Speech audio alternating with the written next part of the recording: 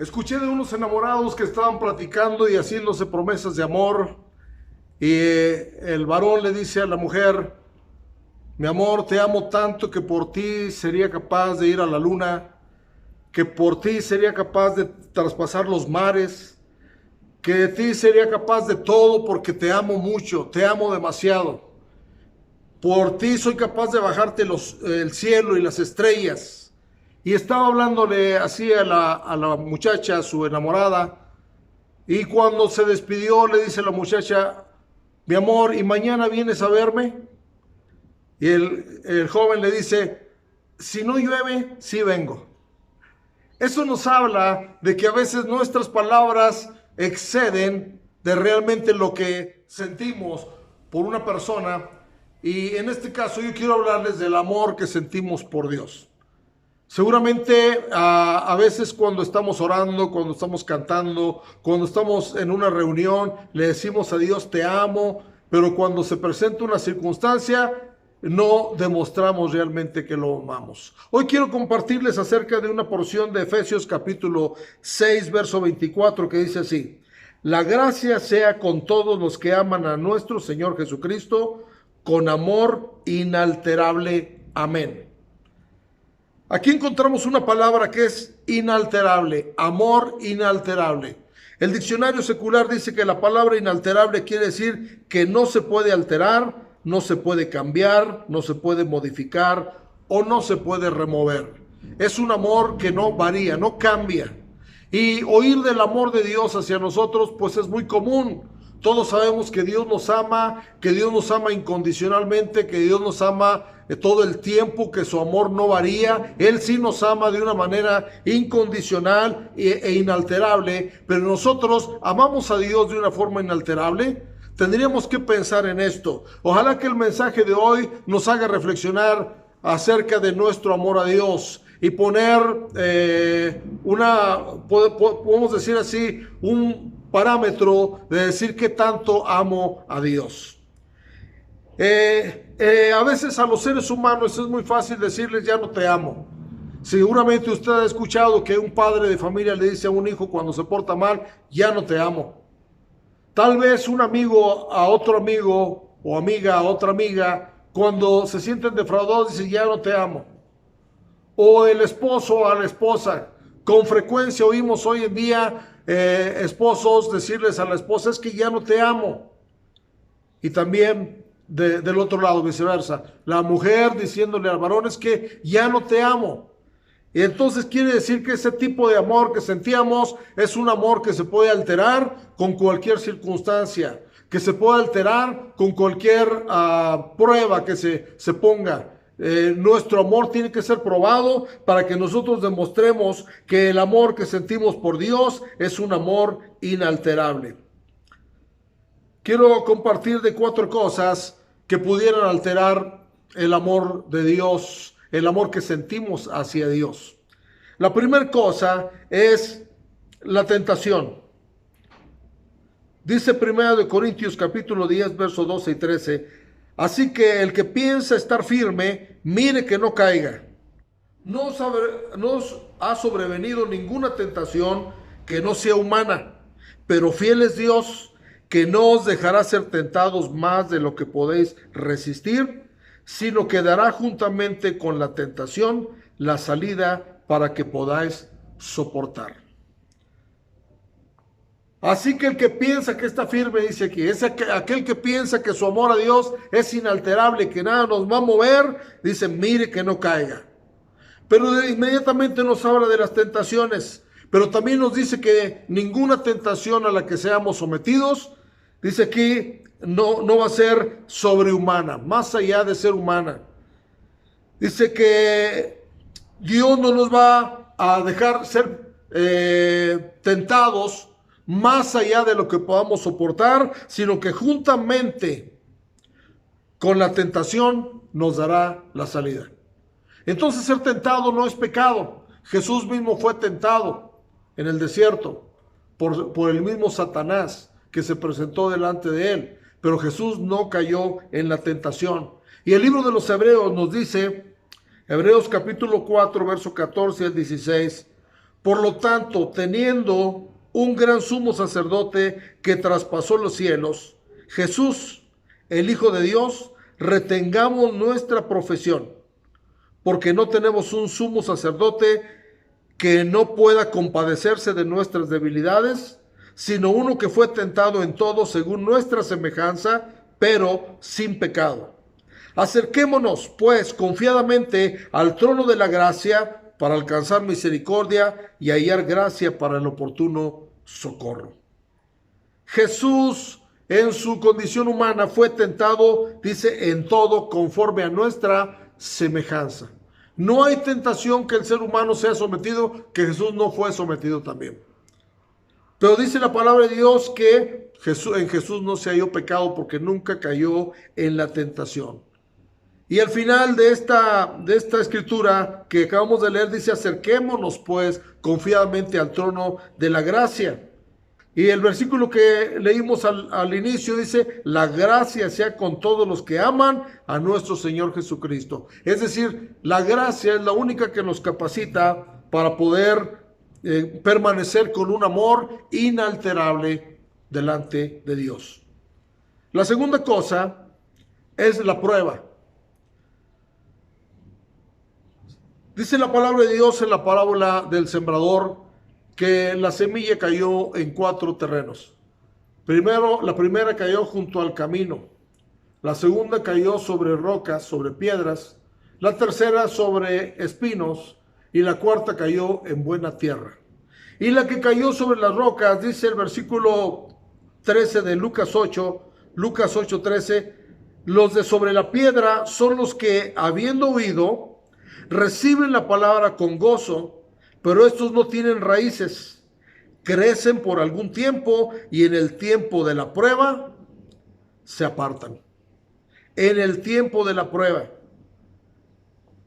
La descripción de esta parábola dice que como no tiene raíces la plantita, entonces viene el sol, que es figura de las pruebas, y se seca, porque no tiene raíces. Entonces la prueba puede ser algo que altere nuestro amor a Dios, pero tenemos que entender que las pruebas son parte de la vida cristiana. Primera de Pedro capítulo 4 verso 12 dice: amados, no os sorprendáis del fuego de prueba que os ha sobrevenido, como si alguna cosa extraña os aconteciese. Amados, no os sorprendáis. Es decir, no tenemos que estar diciendo: ay, ¿por qué me pasa eso? Sino que la prueba tiene que venir a nuestra vida. Nuestro Señor Jesucristo mismo pasó muchas pruebas. Y una ocasión le dijo a sus discípulos en Lucas capítulo 22, verso 28, pero vosotros sois los que habéis permanecido conmigo en mis pruebas. Todos queremos el lado bueno del Señor Jesucristo, que es el poder, que es la influencia que tenía, que es la vida de santidad, pero no queremos pasar las pruebas que Él pasó. Entonces tenemos que saber que tenemos que tener pruebas, pero que las pruebas que tengamos no nos alteren el amor que sentimos por Dios. No lo disminuyan, no lo pongamos en duda. Al contrario, las pruebas nos van a ir fortaleciendo cada vez en la fe, cada vez más en la fe y el amor que le tenemos a Dios a pesar de que estemos en prueba. Y hay ejemplos en la Biblia de cómo hubo hombres de Dios que a pesar de la prueba que estaban pasando, no fue alterado su amor hacia Dios. El primer caso es el caso de los 3 jóvenes hebreos que fueron retados por un rey para poder adorar una imagen. Dice la Biblia que estos varones le dijeron al rey: sépase tú, oh rey, que al Dios al cual servimos puede librarnos del horno de fuego, y de tu mano, oh rey, nos librará. El rey había dicho que los que no se arrodillaran a la imagen los iban a echar en un horno de fuego ardiendo. Entonces dice que ellos le dijeron: al Dios al cual servimos nos puede librar, y si no nos libra, de todas maneras no nos arrodillamos. Y fue así como lo hicieron. Entonces dice que el rey se enojó, y no solamente se enojó, sino que tomó a los jóvenes y los echó calentó 7 veces más el horno de fuego y los echó, y era tan fuerte el fuego ahí que los mismos soldados que echaron a los jóvenes murieron por el impacto del fuego, pero ellos, dice que ni un cabello de su cabeza se quemó. Y no solamente eso, sino cuando vio el rey por una ventana lo que estaba pasando en el horno, no solamente vio a los 3 jóvenes hebreos, sino vio a un cuarto personaje, dice, semejante al Hijo de los dioses. Es decir, a veces no vamos a ser librados de las pruebas.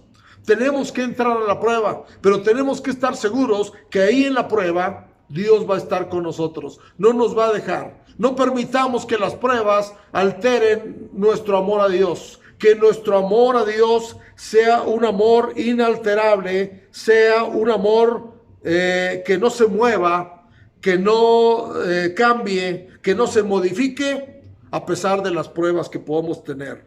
Otro caso que vemos en la Biblia es el caso de Job. Job era un hombre que amaba a Dios con todo su corazón, y en Job capítulo 13, verso 15, él dijo: he aquí, aunque él me matare, en él esperaré. No obstante, defenderé delante de él mis caminos. Job fue el hombre más probado de la tierra. Se fue probado en la cuestión financiera, se le acabaron todos sus bienes. Fue probado en que se le murieron sus hijos. Fue probado en que perdió la salud, tenía una sarna maligna en su cuerpo. Fue probado aún en sus cuestiones matrimoniales. Dice que en una ocasión su esposa lo vio tan mal que le dijo: mejor maldice a Dios, reniega de Dios y muérete. Y él dijo: Jehová dio, Jehová quitó, sea el nombre de Jehová bendito. Y aquí en esta porción que acabamos de leer dice que él dijo: aunque él me matare, yo en él esperaré. Qué amor tan inalterable tenía este varón de Dios llamado Job. El tercer elemento que puede movernos del amor a Dios es el dinero. Y no que sea malo el dinero, porque Dios es el dueño del oro y de la plata. Pero el amor al dinero hizo que muchos fueran traspasados de muchos dolores. Dice así, Primera de Timoteo, capítulo 6, verso 9 y 10. Primera de Timoteo 6, 9 y 10. Porque los que quieren enriquecerse caen en tentación y lazo, y en muchas codicias necias y dañosas, que hunden a los hombres en destrucción y perdición. Porque raíz de todos los males es el amor al dinero. Y dice: el cual codiciando algunos se extraviaron de la fe y fueron traspasados de muchos dolores. Codiciando algunos se extraviaron de la fe. El amor a veces puede mover, el amor al dinero puede mover nuestro amor hacia Dios. Por eso dice la Biblia que no podemos amar a Dios y a las riquezas, que es difícil que un rico entre en el reino de los cielos. Cuando el amor del dinero nos mueve, entonces podemos ser, como dice ahí, podemos ser hundidos en destrucción y en perdición, pero también nos puede extraviar de la fe. El dinero ha sido un problema siempre a lo largo de la Biblia. Encontramos que Judas, por ejemplo, amó más el dinero, 30 piezas de plata por las cuales vendió a Jesús. Encontramos también a un hombre llamado Balaam, que un rey le ofreció dinero, le ofreció muchas riquezas si él maldecía al pueblo de Dios con la autoridad que tenía de maldecir. Y dice la palabra de Dios que se fue tentado e intentó maldecir al pueblo, pero no pudo maldecir al pueblo, pero estaba cegado hasta que una asna le habló. Pero él de todas maneras no entendió, y el final de este hombre dice que terminó muerto entre los filisteos. Otro caso que encontramos en la Biblia es el caso del Nuevo Testamento de Ananías y Zafira. Ananías y Zafira, que mintieron al Espíritu Santo por dinero.